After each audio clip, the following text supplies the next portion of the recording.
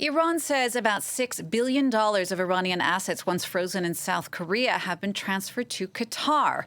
That transfer is a key element for a planned prisoner swap between Tehran and Washington. For the details now, I'm joined by our foreign affairs editor, Kethevane Gorjestani. Kethevane, what more can you tell us?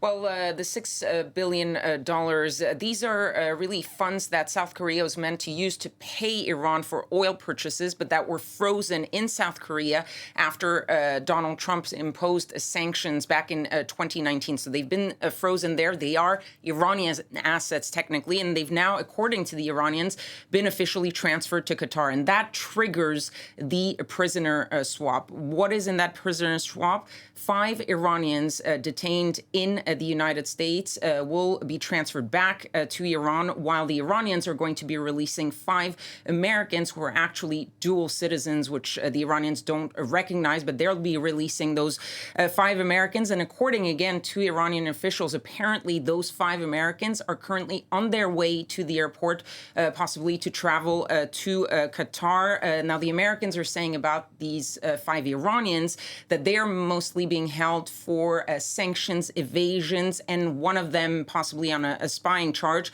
The Iranians saying that those that they detained are mostly detained for being accused of spying for the Americans. Now, for the funds that are being unfrozen, these are Iranian assets. That's something that the Americans have made very clear, and there is supposed to be a strict rule of how they're going to use it.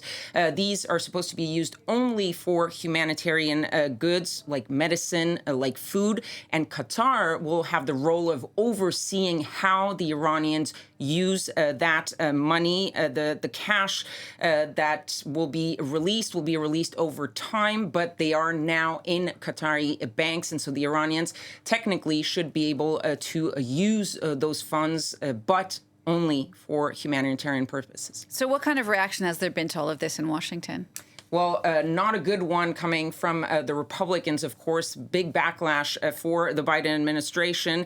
The Republicans really seeing this as ransom payment and as sanctions relief for the Iranians. Michael McCaul, who is the House Foreign Affairs Committee chairman, he said this is probably one of the worst foreign policy moves that Joe Biden could have made. And the Biden administration, of course, defending itself on against these attacks. They're really focusing on saying that this is not a ransom payment. This is not even a payment to the Iranians. These were Iranian funds, and it's not sanction relief. The U.S. really trying to show that this is not a win for Iran. That's really their main goal. They're simply saying we found the best deal in order to release 5 American citizens.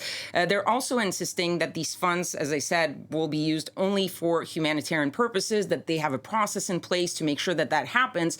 But critics are saying, yes, maybe the funds that are in Qatar will be used for humanitarian goods, but that also means that there's $6 billion of money that the Iranians might have, and they can use their own money on something else, something more nefarious. And of course, there's the criticism from Iranian activists around the world, but also in the United States, who are simply saying that these types of deals just give more incentive to the Iranian officials to perhaps arrest more dual citizens and use them as bargaining chips.